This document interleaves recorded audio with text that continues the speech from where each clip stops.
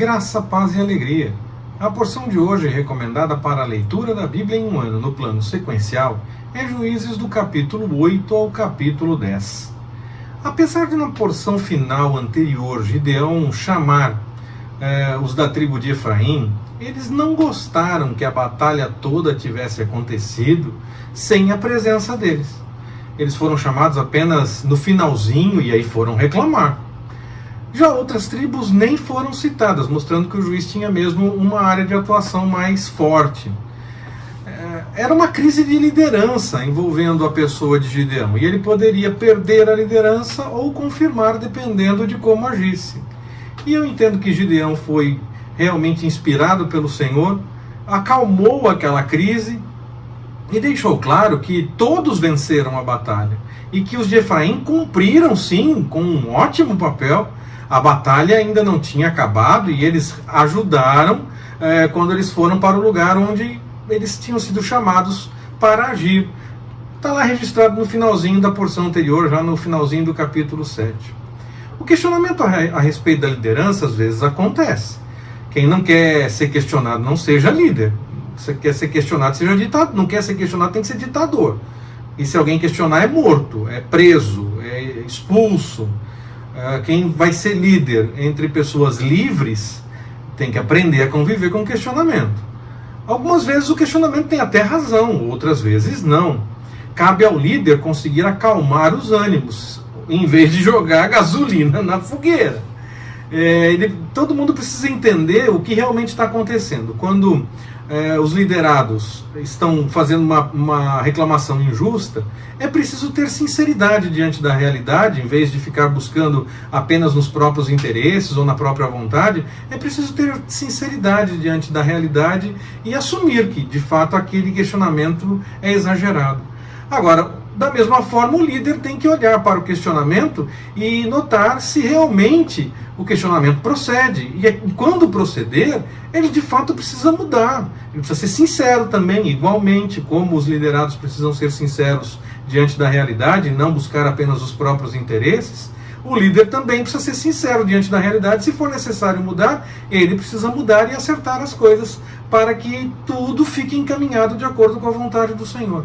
É verdade que às vezes o líder não admite quando está errado e está errado de fato, e também é verdade que às vezes o povo não admite ao questionar uma liderança de forma equivocada, sendo que não há erro, mas ainda assim há um questionamento. Então, que em qualquer maquinação que seja feita, em qualquer encaminhamento que aconteça, quem quer que esteja escondendo o seu próprio erro, que seja sempre o Senhor direcionando para que o melhor aconteça de acordo com a vontade dele. Porque daí não importa o que as pessoas assumam ou não assumam, maquinem ou não maquinem. Maquinaram contra José, os irmãos maquinaram contra José o mal, e no fim o Senhor transformou em bênção. Então, não importa se as pessoas não reconhecem o que realmente está acontecendo, o melhor é que reconheçam. Se for o líder o errado, que ele reconheça. Se for o povo cobrando algo de forma equivocada e errada, que seja também o povo reconhecendo o seu erro. Mas quando não houver o reconhecimento do erro, houver qualquer desenvolvimento de eu quero assim e acabou mesmo que esteja errado, as pessoas não dizem assim, mas muitas vezes a prática é essa. Que nesse momento seja então o mover do Senhor, preparando as coisas para que no momento certo as coisas tenham desfecho de acordo com a vontade dele, não de acordo com a vontade do que as pessoas buscam. Mais uma vez, a liderança, na sequência do texto, mais uma vez a liderança de Gideão é questionada. Mais uma vez não, mais duas vezes. Quando ele pede comida para ele e para os que estavam acompanhando ele, indo ainda para terminar o processo de batalha, de busca daqueles que fugiram e tudo mais. O povo começa a dizer que não vai ajudar coisa nenhuma, e ainda questiona se ele já não fez o que ele tinha que fazer.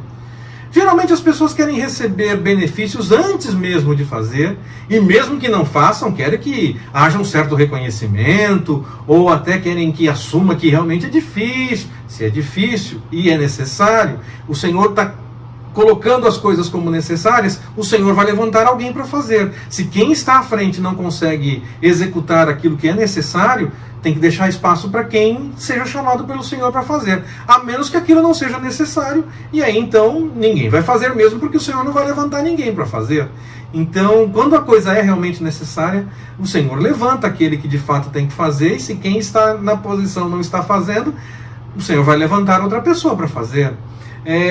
E aí, Gideão vai à frente, termina todo o processo, ele faz aquilo que cobraram dele, ele já tinha começado toda a batalha, completou todo o processo, e aí então volta reclamando, tá vendo? Eu fiz, pronto, e agora? Agora vocês vão ver o que é bom para tosse. Foi estranho o que aconteceu aqui, porque até mesmo o estrangeiro, uma pessoa estranha, poderia contar com hospitalidade se estivesse em viagem. Quanto mais um irmão, alguém da tribo que estava lutando com eles e por eles. Então foi meio estranho, parece realmente um questionamento a respeito da liderança de Gideão, e a sequência do texto me faz ter mais ainda essa impressão e ter o entendimento de que a questão ia mais por isso mesmo. Depois de todas essas coisas acontecerem, Gideão confirmar a batalha, Juízes mostra já essa crise a respeito de ter ou não um rei, porque Gideão foi convidado para ser rei. E aí, seja você, seja seus filhos, e siga em frente sendo rei sobre nós. Por isso eu entendo que havia todo esse questionamento com relação à liderança dele. Talvez já houvesse um burburinho, já houvesse uma conversa paralela, já tivesse aquela rádio corredor, aquela rádio peão rolando, e estivessem falando, Gideão vai ser rei, olha só, ele está se destacando. Aí uns questionavam, outros não queriam, outros queriam de outro jeito. E aí então, parece-me que é por isso que ele é tão questionado, até que não tem mais o que questionar, porque completou totalmente a obra.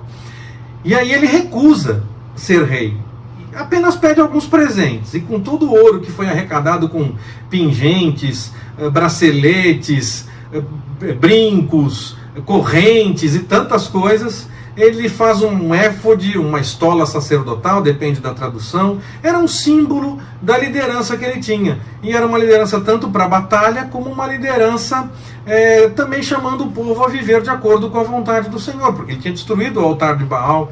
Então tinha todo esse contexto. Era apenas um sinal, como a pedra de Josué, que era testemunha. Era apenas para ser um símbolo, um sinal, algo que ficasse marcado.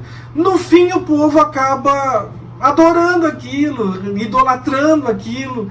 Isso acontece muito, inclusive nos nossos dias acontece. A gente pensa que não, às vezes a gente corre o risco de ir por esse caminho e nem notar que está acontecendo, se atribui mais poder às pessoas, às coisas, ou até mesmo às palavras que são ditas, quando na verdade tudo isso é do Senhor.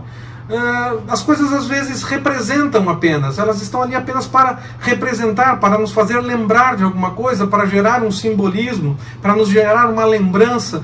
E aí as pessoas às vezes atribuem poderes sobrenaturais, atribuem questões até espirituais, e isso é ruim, isso é complicado. Foi o que aconteceu.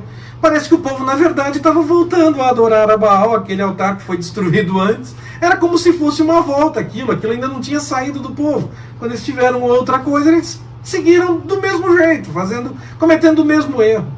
Depois da morte de Gideão, um de seus filhos, agora eu vou fazer uma analogia aqui, que, claro, não é exatamente o que o texto revela, mas eu vou fazer uma analogia para a gente entender um pouco dessa dinâmica que o texto está nos revelando. Não é igual, não é exatamente desse jeito, mas a gente consegue visualizar um pouco desse sentimento que o texto nos passa. Um dos filhos de Gideão começa a espalhar informações, falar as coisas para os outros, começa a levantar pessoas e consegue que alguns façam campanha por ele. Ele até recebe investimento. Será que foi público, foi privado? Não foi exatamente assim. Eu estou fazendo essa analogia com o que acontece no Brasil, quer nas eleições municipais, estaduais e até em nível federal, para a gente ter uma ideia de mais ou menos o que aconteceu. Não é exatamente a mesma coisa, claro, não era uma campanha para voto, não era nada disso, mas é só para a gente ter uma ideia um pouco da dinâmica, já que não tem nada de novo debaixo do céu. Então é um pouco da dinâmica. A dinâmica sim é a mesma, ainda que seja um exemplo, uma forma de comparar apenas. Ele conseguiu então pessoas que fizessem junto com ele as coisas, e levantou um exército, vamos dizer assim, que foi lá e matou os outros filhos de Gideão. O povo podia ter lembrado que Gideão ajudou realmente a toda a nação, aquela tribo, toda a nação, que ele era gente boa e tudo mais, mas eles foram iludidos por um candidato que parecia ter boas intenções, que parecia ser gente do povo e que estava querendo o melhor para todo mundo, e no fim não era nada disso, né? Então, nós temos que tomar cuidado um pouco também com isso. Claro, como eu falei, é só um exemplo para a gente ter uma ideia.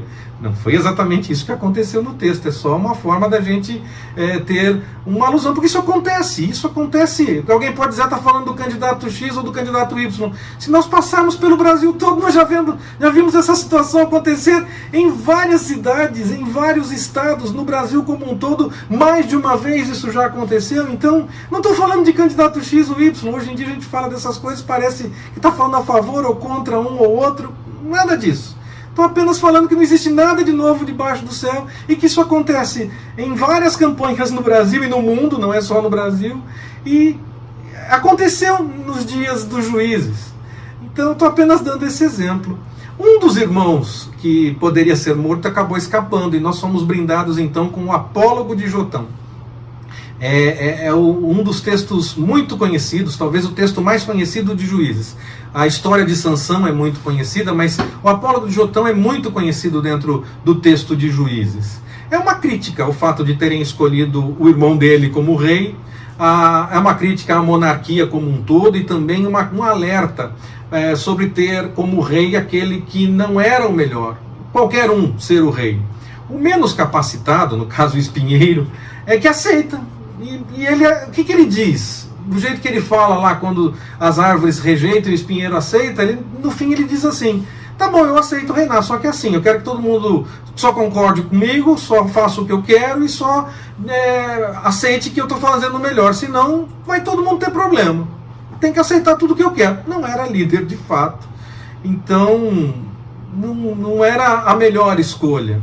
E aí Jotão disse que se o povo tinha razão em ter feito o que fez com a casa de seu pai, não aconteceria nada.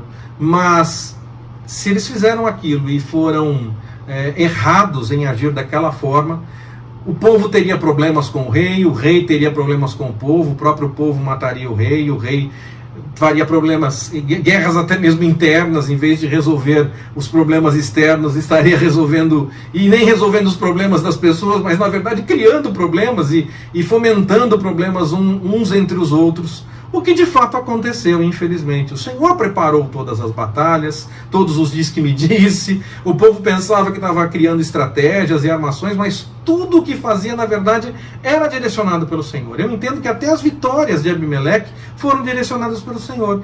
Quem sabe para ele se sentir um pouco mais confiante, e aí o povo sofreu por conta daquela escolha ruim, e no fim o rei é morto sim.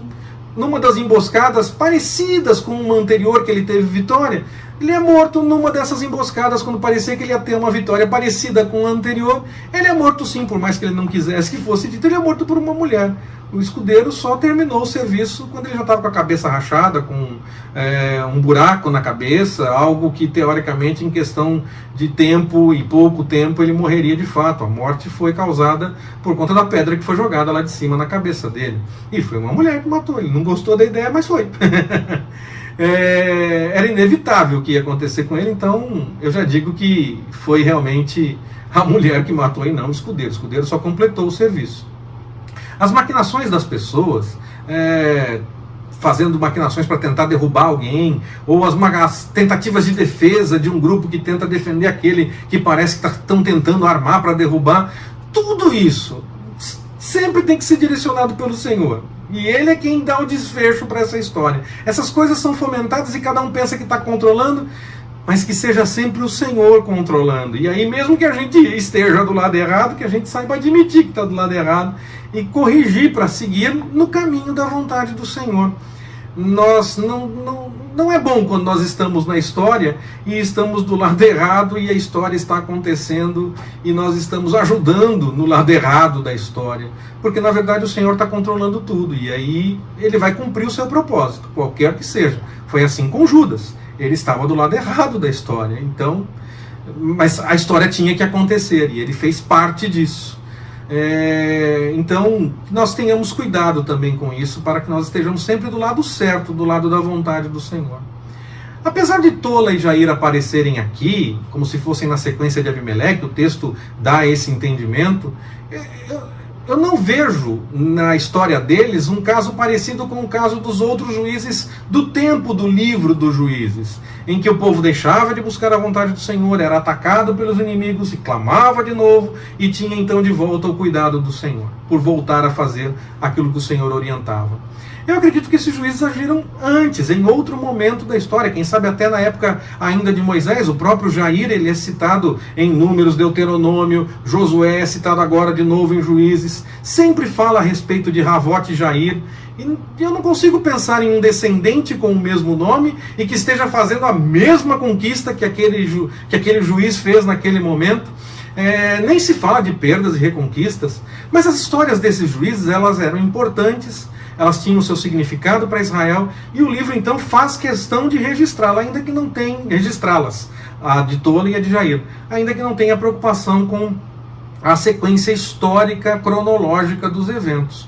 E logo em seguida, o juiz retoma aquela fórmula que eu falei de deixaram de fazer a vontade do Senhor, tiveram problemas e clamaram. Então aqui eu vejo sim que nós estamos de volta para a sequência da história dos juízes do tempo do livro dos juízes, e não outros momentos em que outros juízes atuaram, foram importantes e tiveram o seu destaque nesse momento do livro. Dessa vez, quando o povo clama ao Senhor, o Senhor mostra até um certo senso de humor, fazendo chacota. As pessoas não gostam quando alguém faz isso, quando usa de certo sarcasmo. O Senhor diz: vai lá, busquem o Deus que vocês estavam buscando. Eu fiz tudo para vocês, vocês me abandonaram. Vão lá e busquem no Deus que vocês resolveram, escolheram para vocês, que vocês resolveram seguir. Vão atrás dele. O povo diz: não, nós vamos buscar ao Senhor. Deixa a idolatria, se arrepende, deixa essa busca pelos outros deuses mais uma vez.